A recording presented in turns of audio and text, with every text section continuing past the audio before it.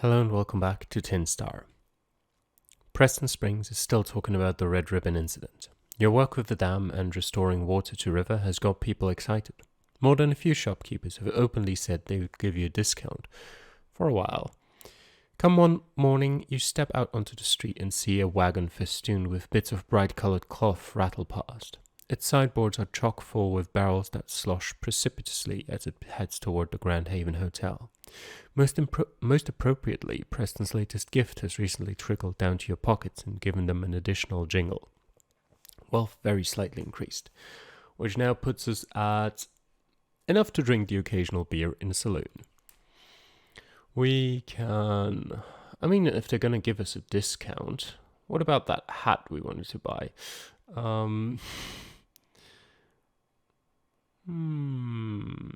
I don't think any of those stores... maybe the general store? Maybe that's what it was. The general store is abuzz with local farmers. Half of them are toting out sacks of grain from the barn, while the others are busy on the second story, discussing and divvying up the seeds with a variety of scales. Down below on the first floor, their wives pore over the shiny little knickknacks that Marshall has arrayed in half a dozen cases up front. Hello, Marshall. Matthew waves to you from beside the counter. His graying sideburns are neat and tidy as ever. Looking for something in particular? Yeah, the hat. Definitely. Black's always good for that. A bit of leather up top, just enough to remind people of the way of things. Matthew indicates, then turns to another little shelf. A black hat with leather trim and stern, solid edges is produced with a flow of hands. Or you could go all leather with. By the time you are done sorting through the hats, you have a sinister sort that fits just right. Coins pass over, and it is yours. Intimidate increased, wealth very slightly decreased. Still enough to drink. So I'll see you later, Matthew. Can I find any idle men now? Idle hands are a rare thing out in Preston Springs. Everyone is either... Okay, is this just the same text as before? From time to time, even those sort of folks need a break. Yep. Paying them a little to start with the rest to follow proves to be enough motivation to get them moving toward your sturdy little office. There is a foundation to be fixed and the cells turn into, real cells. Well, slightly reduced. Okay, that means that's the end of our shopping spree. Let's go see what that colorful wagon is all about. As you step closer to the wagon, the side folds down and the top lifts up. Before the wheels are even chocked, a merchant booth has opened for business. Probably should have checked that out earlier. A Chinese fellow with a long white mandarin beard methodically lowers a placard written in both English and them strange symbols the Chinese use. Though he bears many years, his motions are rather spry, and the tune he hums bears a lively spring to it. The placard reads like a madman's menu. Century-old eggs and chicken feet jelly are just a few of the things for sale. Welcome, the old man says with a sparkle to his eye as he beckons you closer. I am Wong Dao Choi, and these are the gifts of the Eastland. I take it you've... Gifts? I like gifts. Perhaps my English is not so firm. Wong Dai Choi considers. When I say gifts, I mean bounty. I hear giving, get it? Of course, what you sell has a price upon them. Yes, that is so, he says agreeably. Allow me to show you what has come. I smell something strange. Do we? Strange to you, but to me the scent is all of home, Wong Dai Choi says. Rice, salted fish, dried noodles, dried greens. I'd assume rice is relatively cheap. You've got plenty over there. You cannot go wrong with Wong's rice, he says, then shifts a whole barrel of the white grains. If you grow tired of bread, did I try this instead? Why did he just end up with a Scottish accent there? Try this instead. Sure.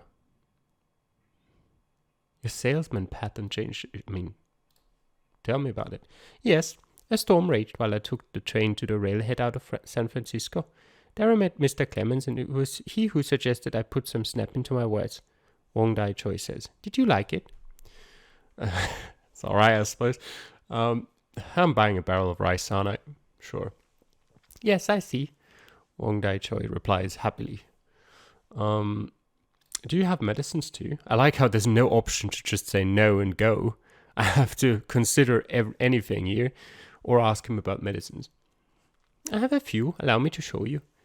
Wang Dai Choi says and motions you toward the bag. I have many kinds of tea. Green tea made from mature leaves, white tea made from very new leaves, red tea made from black leaves that have very nearly matured in full. Lastly, there is black tea, the leaves dried and warmed to the utmost. There are also additional medicines available if you have trouble sleeping. No. An upset stomach or persistent sores. 4 boxes are laid out before you, each with a different assortment of leaves within. Other smaller boxes, vials, and pouches rest behind a provender. No, we've spent enough money here. Oh, well, why did I click that option then? I see. Allow me to examine you. Wang Dai Choi offers and with the lightest of touches presses down upon certain portions of your arms, shoulders, and neck. You are very tense, perhaps from undue stress. A regular massage or acupressure would help. By the time he's done explaining what that means, you have a good idea of what needs to be done. Well, stamina very slightly increased. That's very good. We can get in touch with Jeff Donner. Wasn't he the guy we did that whole thing with the mining company? 4. You saunter over to Jeff Donner's butchery and find it as busy as ever. The man himself looks up from his bloody work and his glassy eyes focus on your own. Something I can help you with, Marshal? He asks as he sets aside his sledgehammer, then removes his heavy apron and begins to wash himself up. Just saying hello. I thought you'd be wanting to check in on your little herd. They're fattening up nicely. Come back in a bit and we'll talk about what to do with them next. Donner suggests and then returns to his work. Resolve very slightly increased. Alright. I think the rest is fine. We've talked to them before. We don't have the money to do anything with them, so let's skip it. We can visit the Babylon Saloon again. The Babylon caters to the upper crust of the townsfolk, those that don't have to get their hands dirty unless they want. I suppose we have read that before as well. Although I don't remember the lower. Actually, no, that's the same too. Okay, we've been to all of those. Actually, let me just check if Elko have a new play on stage. Yes, a new play in Elko. You and a dozen others sit down to an odd play called The Tragedy of Men, which is apparently translated from a Hungarian text. The main parts are Adam, Eve, and Lucifer himself, and the main actor is quick to speak in his accustomed Hungarian to open things up. God creates the universe, and Lucifer declares it futile. Man will seek to be as God is now. Lucifer declares, and for that God predictably casts him out. But the discussion with Lucifer bears fruit, literally as two trees spring up in the Garden of Eden, one of knowledge and the other of immortality. Adam and Eve eat of both and are expelled from paradise, and thus begins their long journey, joined by Lucifer through the eons of the past. Egypt, Athens, Rome, Constantinople, and Prague. Adam is a great man in each. Eve renews his spirits when they are low, and Lucifer is both servant and guide to both. Then the play enters the present of London and Paris, the latter during their bloody revolution. But the play doesn't stop there. It heads into the future in something called a phalanstery, where Adam and Eve work as chemists. Then it heads into space, where things are beyond bizarre. Finally, some 4,000 years hence, the play ends amid the next ice age, where Adam, at last worn down by his many years and beyond the ability of Eve to stir his coals back to life, cries out in despair as he asks God what the purpose of man is when all ahead is so bleak. And God replies, from beyond time and space where Eden yet remains. I have told you, man, strive on and trust. The audience is stunned to silence, half in tears and the others looking to get their dime back. At the very least, it was a long and difficult ride. Stamina slightly increased. Good. I can stop in there. This is all the same. but I can just, check it out, see if there's anything new, because I don't think there's any, cost to doing it. We haven't raised a glass at the mother load, and we will keep refraining from doing so. The men you hired mill about and wait on your word. Just outside your office there is a canvas cover that shrouds the supplies you required to fix up the place. Nothing much is happening, at least nothing around these parts that Preston and his deputies can't tend. Fix up my office. A stack of fresh boards has been dropped off at your front door one morning. We've read that before. The men you hired get to work using the materials you purchased, and soon the spruced up office is looking real fine. Once the brickwork is fully in, this will be the warmest and coolest place in town. Just outside your office there is a canvas cover that shrouds the supplies you acquired to fix up the place. The work is starting to pile up already. There just isn't much time to do more than a bit of what you want. You know what? Sure, we'll ride out on a circuit of Lander County. Lander County might be sparse, but there are dozens of mining camps, settlements, and boomtowns scattered all over. Each of those needs a marshal, if only to be seen for a little while. In most places there are disputes to be settled and statements taken. Exhausting work, but absolutely necessary. As you head back to your office, you catch sight of Jeff Donner and Larry Winthrop having words out behind the Evening Star. Though Larry manages to stay ahead of Jeff's big fists, you know it is only a matter of time before the butcher lands a blow and ends things. Perhaps permanently. Stop, guys, stop. You step in. The two stop at once and turn to face you.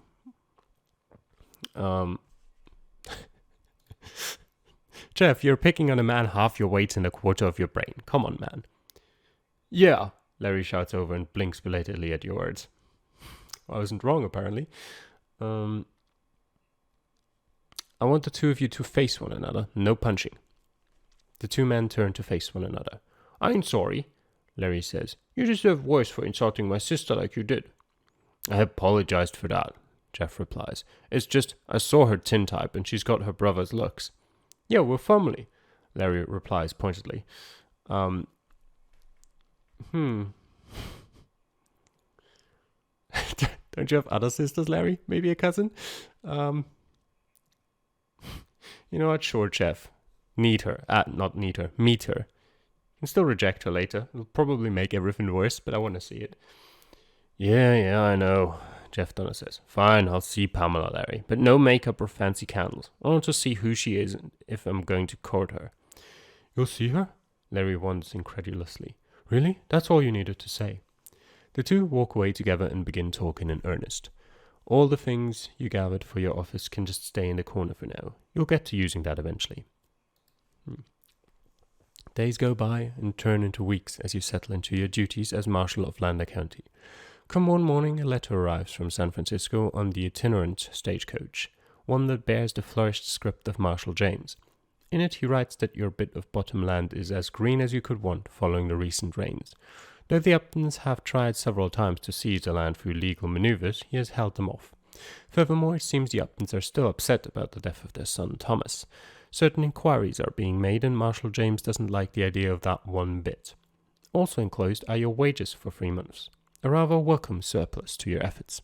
It is better to keep your hat on your head than carry it in your hand. You consider what, if anything, to send back to him. Truth be told, while the county itself sprawls more than Delaware, it has got fewer people than even a little city back east, and so its troubles, aside from the incident at Red Ribbon, tend to be few and far between. That may change when the railroad comes along, but most days you rarely need to ride out to do more than settle the occasional dispute. But on some days, however, the work comes to you. The morning sun shines bright through the shutters into your marshal's office. The treated wood is holding up nice and lets you sit in the shade or sun as you prefer. Mousy is already out and about, scurrying through shadows in the usual morning search for food. The little guy will even eat coffee grounds if you drop them. That inevitably sets him to hilarious spurts of speed. A commotion rises on the street. You glance out and find more than a few people stopped in the street, staring at something moving slowly past. A single step outside takes you out into the morning breeze and into view of a peculiar sight. A horse ambles down the middle of the street, with its rider slumped in the saddle. From the crimson drip that darkens his arm, this is not just another drunk prospector. The people of Preston Springs continue to gape as the horse carries the man toward the Mother Lode Saloon.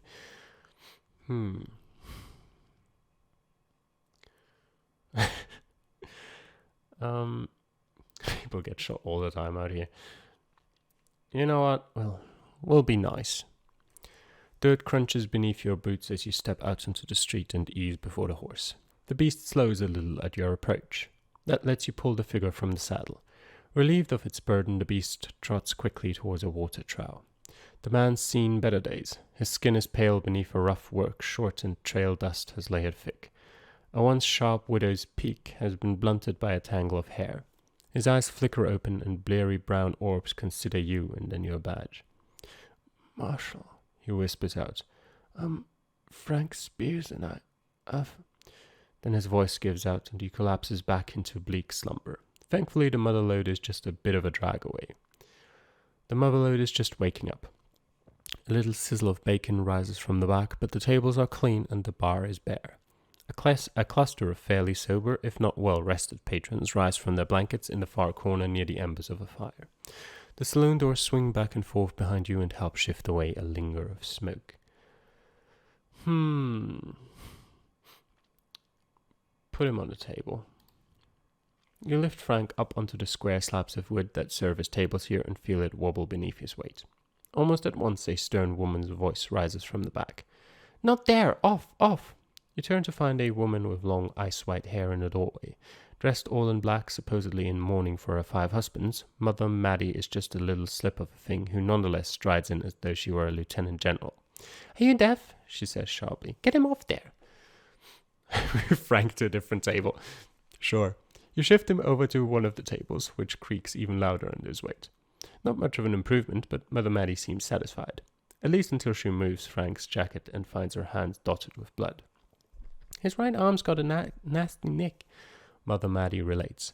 And there's a good-sized slash on his left leg. That's not all either. He's got a 1/4-inch splinter in his back. Even though he's had a hard ride, he may pull through. Get me a whiskey, a full bottle, and a roll of bandages behind the bar. Before long, Frank is patched up and breathing steady, if shallow, once more. As you wash the blood off your hands, a steady step rises outside. J.T. Preston, pressed suit adorned with real gold buttons that all but shine beneath a scarlet silk tie, pushes through the swinging doors to the saloon. 2 of his deputies prowl afterward on his heels as he heads straight over. The sheriff spares Mother Maddie a tip of his hat and you a look before he steps over to the prostrate form of Frank Spears. Frank here was between claims. I talked him and Andy Smith into grading the road out to Salt Lake City, filling in holes and smoothing out ruts. It was good, steady work for the month, maybe more. See, I've got a stagecoach that is coming in soon, and it's going to carry something for me on through to the Mormons in Salt Lake. You could even say there is real money riding on this. What are you sending out? Gold, raw gold. The Mormons can't get enough of it, mainly because they don't spend it. Preston chuckles under his breath. Nope, they hoard their little shinies and then wonder why there ain't enough coin to go around. I'd really make a mint out there if I could open a mint. You sound worried about this. Of course I am, Preston agrees. Whoever shot Frank and probably his partner might well take a shot at my wagon when it comes through. In fact, I'd bet my watch on it. What's this about the Salt Lake City? Them Mormons are good business partners, mainly because they won't try and cheat me, Preston explains. At least not like some around here. Grading work? Smoothing things along the road so that a heavily laden wagon won't bust an axle, Preston points out. That happens more than you'd think, and I don't want it to happen with the load I'm sending. Who could have done this? Anyone with a gun and a knife, Preston muses. And it weren't no Indians, 'cause he's still breathing. Doesn't seem personal. People around here like Frank. That means it could be a gang of some kind. You'll know more when you get out there. What are you getting back from Salt Lake City? Lots of things, Preston explains. Have you noticed there's no banks in these parts? Well, that's because they'd get robbed all the time. All you'd have to do is wait for the wood to warp and stick a hand through. Okay, let's just skip to the part where you tell me to ride on out and deal with this. Glad you get it, Marshal. This here isn't town business, if you take my meaning, Preston says as he glances down at Frank with a hint of fondness. And I sent him out, which makes me feel responsible. Mother Maddie dribbles a little whiskey under Frank's tongue. With a groan, the wounded man rouses back away. Preston crouches down beside the man and speaks in a hushed voice. You gonna live, Frank? I ain't dead. The older man wonders honestly, then draws in a long breath. Nope. Preston stands back up and tosses a glance your way. Go on and ask the man what you need to know. Settle in beside Frank and listen to his blood-soaked story. Marshal, Frank gasps out. We got jumped hard. How many? 10 or more, Frank says and gulps down a breath. Banditos, gangers, Indians? Gangers, with an engine.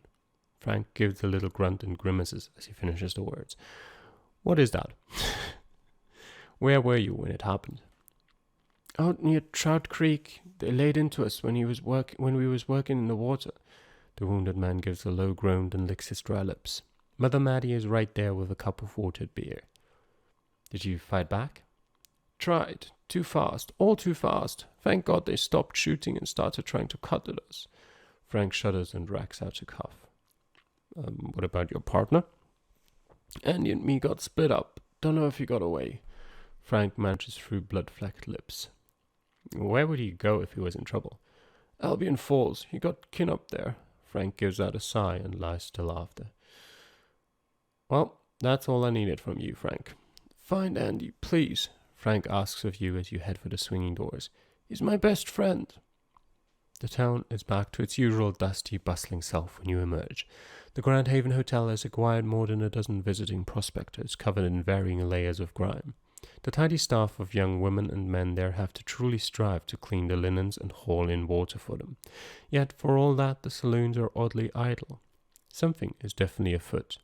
A moment later, Preston joins you on the porch. Well, what's your plan?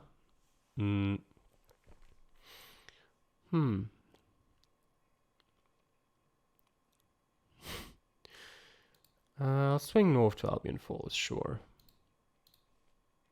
Preston gives a slow nod.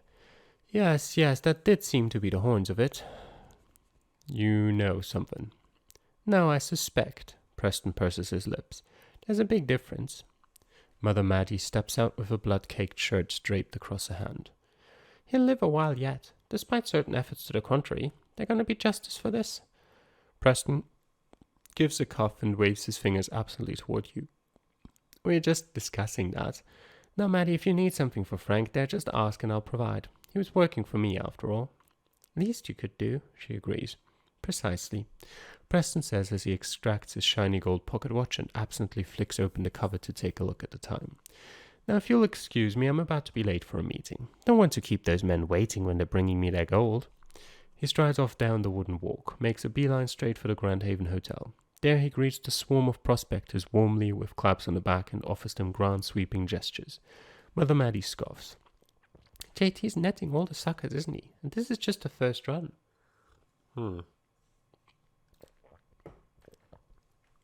What's so different about all these prospectors? You see them drinking? You see them even thinking of drinking? She asks. No, they're here to talk business about investing in the bank that Preston wants to build there. Then not only will JT get a cut of everything that is earned, but he'll get a cut of everything that is saved too. You watch as Preston calls up the prospectors and moves them inside. No doubt there'll be a big breakfast and coffee with just a dollop of brandy or whiskey. All the while Preston will be wooing them over to his ends. None of that matters for Frank or Andy for that matter. They were just two guys working for a man, doing their job and getting bloodied for it. Mother Maddie steps off to try and wash the bloody shirt in the nearby trough and leaves you to your thoughts. Okay.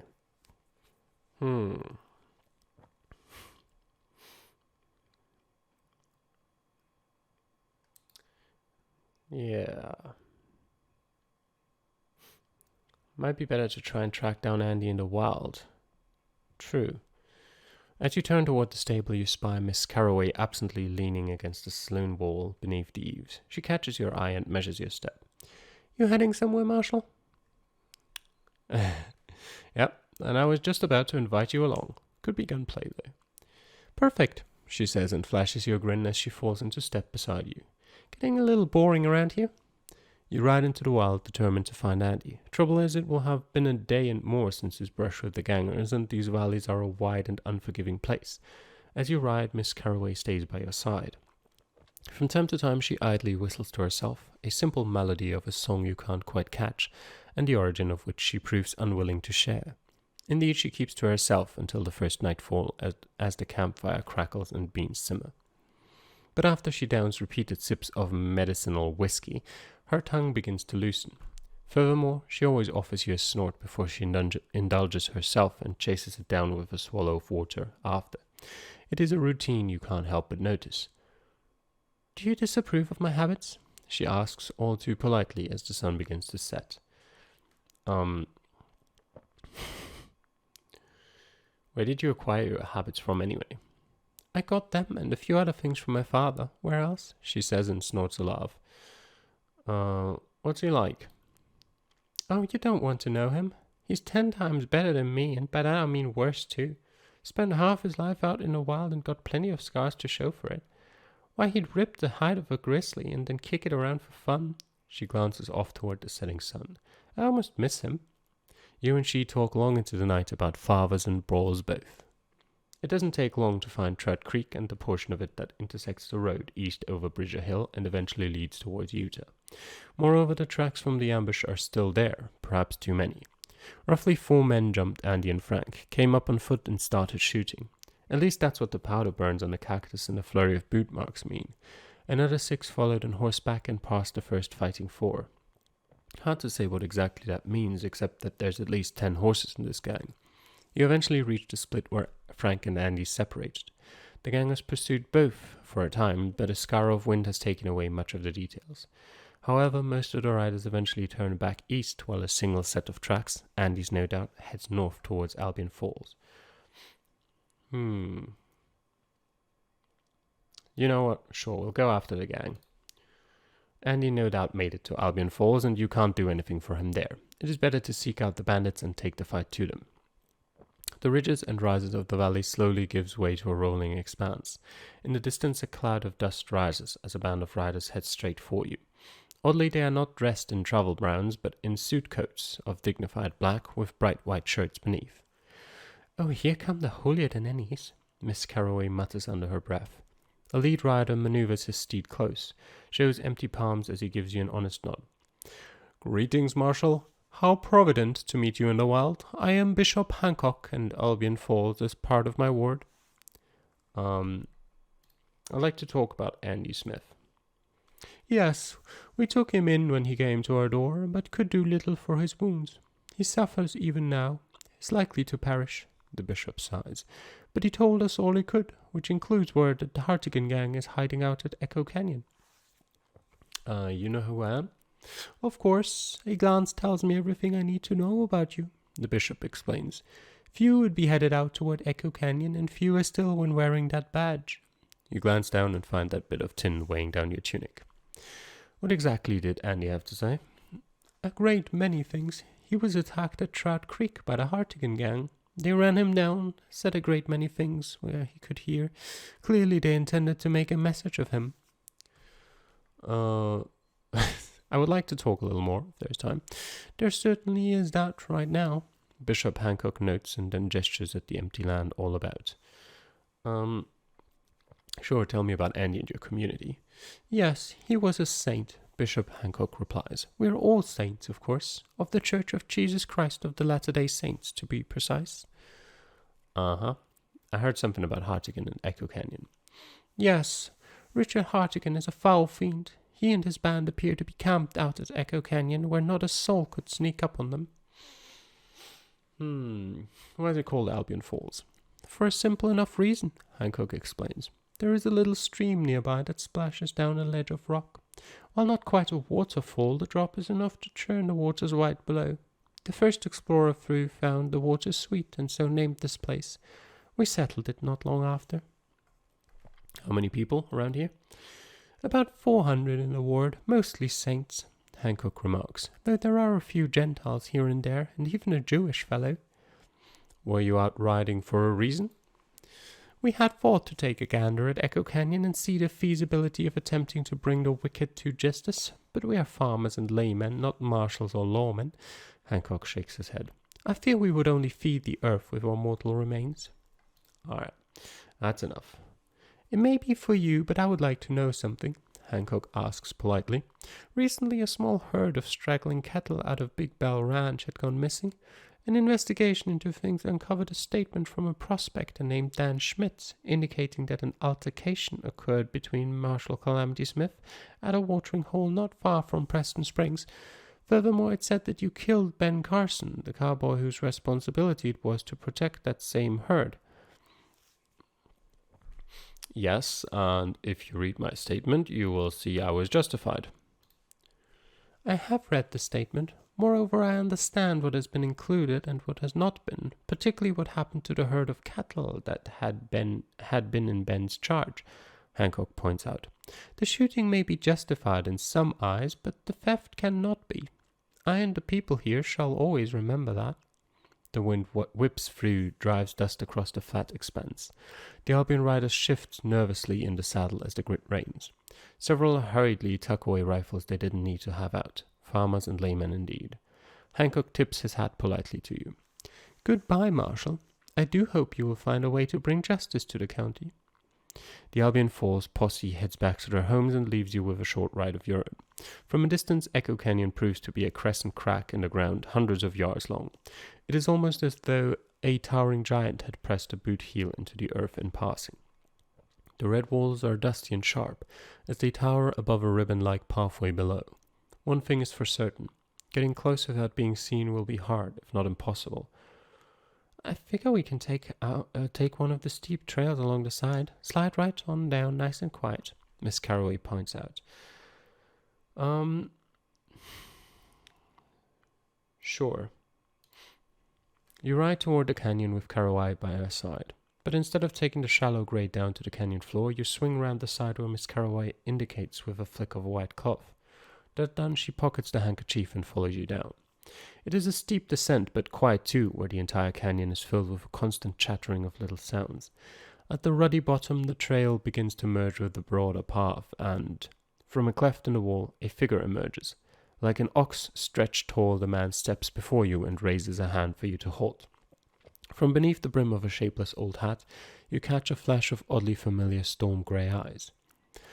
Well, now isn't this a rare sight? The figure ponders as he slow steps toward you. A marshal comes straight into the lair of the Hartigan gang, and I, of course, am Richard Hartigan. I figured as much. It had to be said, Hartigan says, then cocks his head at you. Go on and introduce yourself too. Marshal Smith. Yeah, you're the marshal, all right, Hartigan says as he saunters closer. Well, let's get a move on. Hartigan leads you into the maze of a canyon where red walls of clay stretch high overhead. At the center of things, the narrow walls depart to form a commons where a burble of water splashes down a rock and pools below. Nearby, a patchwork of tents lies strewn about haphazardly. Beside those wait a dozen men who would merely squint at death as it approached. You met my number one? Call him Hungry Snake, Hartigan asks offhandedly as he gestures to a nearby Indian whose boots, tunic, and belt are all crafted from sinuous snakeskin. He's a bannock, and the best. Hungry Snake gives a nod, then shifts his otherwise handsome lower jaw in a disquieting way as he says, You rode in and saved me a trip. Oh, is that his? Is that Hartigan still? Okay. You rode in and saved me a trip. With that said, the Indian slides off and leaves you alone with, Oh no, was that him? Up close and even footing, Richard Hartigan is a sun-kissed creature with a raw hide worth of rough upon his cheeks. A short beard, trimmed and neat, is set off by a proud moustache that bears a touch of winter within his auburn strokes. Hartigan casts a glance at Miss Carroway, and he gives her a smile that bears no malice. No, indeed, he seems far from that just then. Their eyes match perfectly, colour for colour, and ferocity too. I have some questions. Despite the very long odds, pull my pistol and go to work. Bam, bam. No. No doubt, Hartigan allows. I've not fed you, but you do stand within my hall, so ask away. Who are you exactly? I'm my father's son, Hartigan replies. Richard John Hartigan. Some also call me that Irish outlaw, but they only know a sliver of my true story. Is it your gang? It's called the Hartigan Gang, Hartigan notes wryly. And so yes, I'll lead them, hopefully to prosperity before ruin. That is why I wanted you here. How many bandits do you have? Bandits? We're not just thieves, we're outlaws. beyond the reach of thin stars like yourself. And a dozen men and 2 women here are as hard as granite under the noon sun, Hartigan says. There will be twice that number in just a few days. When you mention gold, everyone rides over. 20 and more, Marshal. Can you reckon those odds? You have anything to do with the death of law and deaths of marshals around here? Just the once, Hartigan answers with a single finger. Weren't paid enough for a follow-up, and besides, marshals is pretty tough sport. Lost 2 good men, wouldn't do it again. Why did you attack Frank and Andy on the road to Salt Lake City? Because I had to send a message. 2 messages, 2 men. It fit perfectly, and I'm not about to pass up a bit of cess when it comes my way. I take it both riders got where they were going, Hartigan asks. I'm here, aren't I? You've got a rather high opinion of yourself. I like that, Hartigan says. But the messages were intended for both Preston Springs and Albion Falls. A warning and an offer to both. And you too. You've got rather striking grey eyes. Don't I? It's a family thing, he says, then glances meaningfully toward Miss Carroway. Her own storm-tossed gaze meets Hartigan's own, and it's impossible not to see the similarity between them. Let's talk about what comes next. So here's the deal, or at least my deal. Hartigan begins as he eases out a cigar from a breast pocket and idly taps it. There's this special stagecoach that's coming in. Now it ain't much for riding, but it's got springs and struts that can carry a heck of a lot. A lot of gold is what he's got in mind. The words sink in and he lets them go deep. The soft fall of water from the nearby spring dribbles distantly while the sides of the colourful tent snap in a big of breeze. Hartigan scuffs a boot, as if trying to clean off the heel while he runs a finger along the still unlit cigar. Preston made a contract with them desert people out in Salt Lake. Some kind of swap, I suppose. But that don't matter much because it ain't happening. What is going to happen is me and my boys are going to hit that stagecoach and fill our pockets to the brim. Now I know a little about you. Everyone talks about the lawyer part. Given where we sit, that makes you even optimist or a fool. Still, everyone has their part to play, and it's a real shame we haven't had so much as a chat before now. Hartigan eyes you up and down as he puffs up absently on his cigar. Now out here most like you will wilt under the sun. You've stayed strong and I can respect that, but I need that stagecoach, something fierce. So I'll ask, are we going to be at rough ends when the time comes?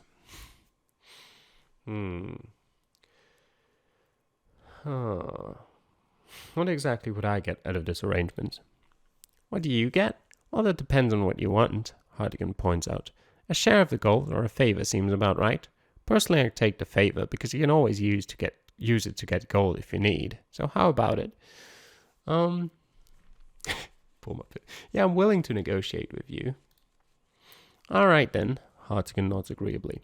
What are you going to bring to the table?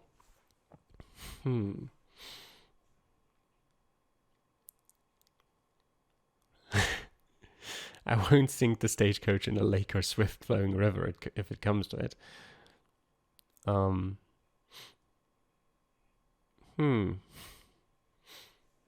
Let's see.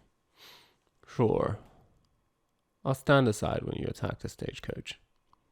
Fair enough, Hartigan nods. And just to clear, that means no shooting and no getting shot. Now what do you want for it? Oh,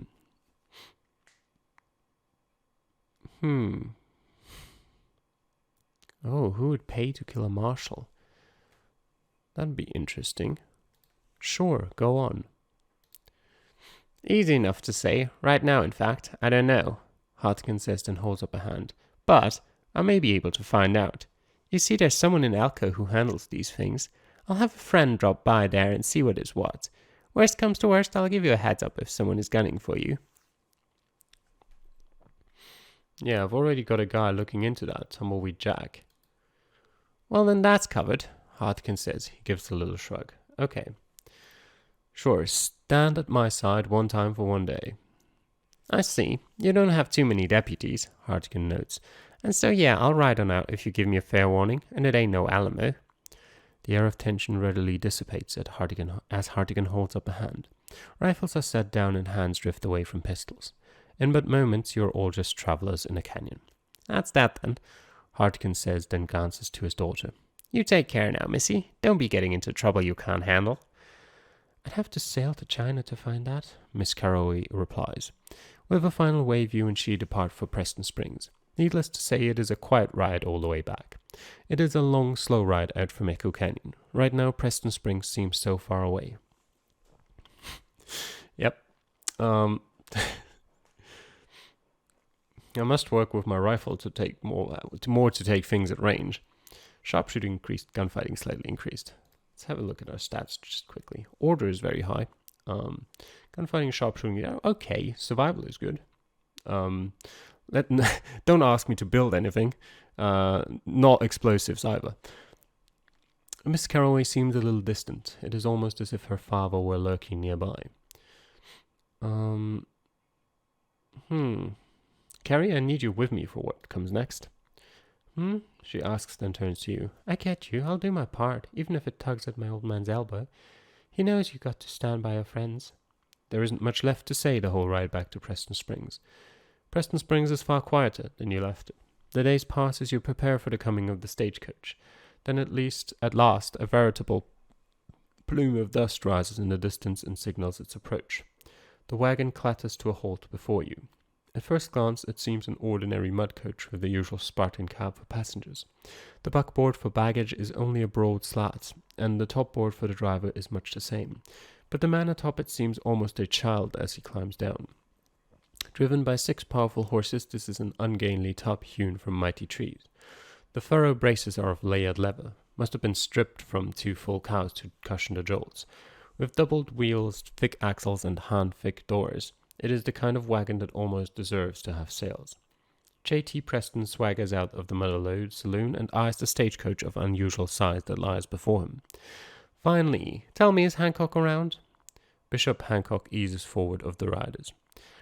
I'm here, Preston. Good. My boys will get this thing loaded while yours can ride on ahead to see if... Preston begins. I have orders pertaining to delivery of the gold coach, nothing more. Bishop Hancock replies. No man's life is worth giving up for worldly weights, not even yours. Wait, you're pulling out on me? We have fulfilled our end of the bargain by building and delivering this beast. That is all I am required to do. Bishop Hancock states, then motions to his riders and sends them off. When they are gone, he looks to you. Farewell, Marshal. With that, Bishop Hancock takes up the reins of his steed and heads off to join his fellows. Preston glowers all the while after him. Typical. When things get a tiny bit rough, off they go. What kind of bargain did you have with the bishop? Nothing spiritual. I thought I had his and his brethren's help in getting this to Salt Lake City, but apparently I was misinformed, Preston says wryly. What's so special about the stagecoach? It's not what you see, it's what you don't, Preston says, because the underside is all tricked out to carry a very heavy load a long way. We're gonna need a driver. I know what the cargo is. You volunteering? Preston asks, because I'd prefer it that way.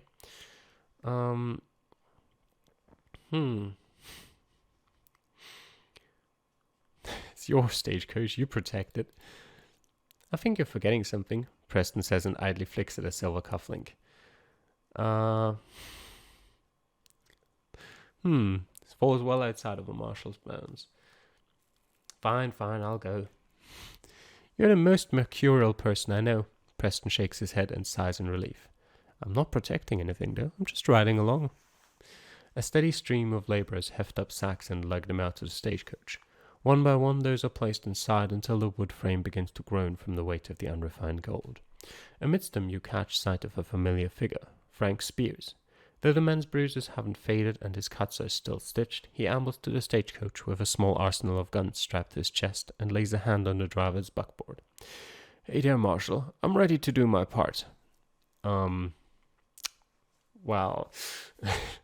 got some bad news. You'll find out. Quick recovery. I've had worse. Frank chuckles as he settles in, stows a shotgun on a rack beneath the seat, and sets the reins somberly in hand. What have you heard about Andy? Did he make it? No. Frank sags against the backboard and lets out a long breath. He was a good friend. Loved these stagecoaches. To him they were always going somewhere important, carrying strange things and interesting people. I swear, I'll make those hartigans pay for what they've done. Nearby, Miss Carroway whistles softly to herself. Preston steps over as the last bags are loaded and the door shut and says tersely, "Don't lose my gold." With a snap of the reins you are off. For the whole of the first day there is nothing to see but the distant mountains, the open valley and the rutted road. Boredom is the main enemy, and several times you suppress the urge to nap despite the constant jostle of the stagecoach. Frank grunts in annoyance as the bottom nearly scrapes after a low rut. "Andy and I were supposed to fix the worst of this. Thought we did, but it looks like there's always something more to do. Wish we could pave this over, like the macadamized stretches they've got back east." As dusk starts to creep in, you pull the wagon over for the night. Only 2 days or so to go if the horses can take the pace. There is no campfire, of course. That would mark the stagecoach too clearly, to say nothing of spoiling your night sight. And you'll have to set a watch so that no one can sneak up on you. After Frank turns in, Miss Carroway sidles over to you and plops down onto the same log as you. "If they come, they'll come like a storm," she says with her grey eyes strangely subdued and voice quiet. "I'll do what I can, but my father's going to press hard on this. You just be sure to do what you promised and it'll all work out." "Yep, I'll keep that in mind." "Please do," she says as she stands and steps off to commence her watch. The sun burns down as the wagon rolls on through the dusty day. "And that's why there's really only 2 topics you can't talk about on your average stagecoach," Frank explains. "Indian uprisings and stagecoach robberies. Now I actually think we're exempt from that last on account of..." A rifle shot splits apart the stillness of land, sends a host of crows perched on a nearby tree wheeling into the clear blue sky. Another shot. Something zings near the hooves of the foremost horses and sends one to rearing in fear. Use the distraction to shoot Frank. "Miss Carroway, you're gonna knock Frank out. No killing, please." You give the prearranged gesture to Miss Carroway. Frank, occupied with the panic horse, sees nothing.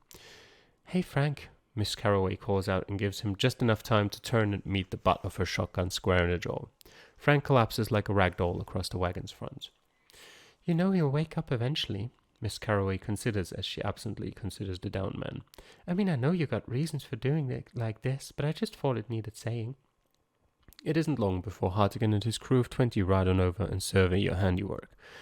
"Nicely done," Hartigan notes as he casts a glance over at the shotgun that Frank held. "You know, I had a whole little speech worked out in case you needed inspiration. Guess I'll have to save it until next time." The bandits quickly take possession of the gold-laden stagecoach and head on out for the hills. The raw gold filling your saddlebags weighs heavily on you and your steed the whole trip back.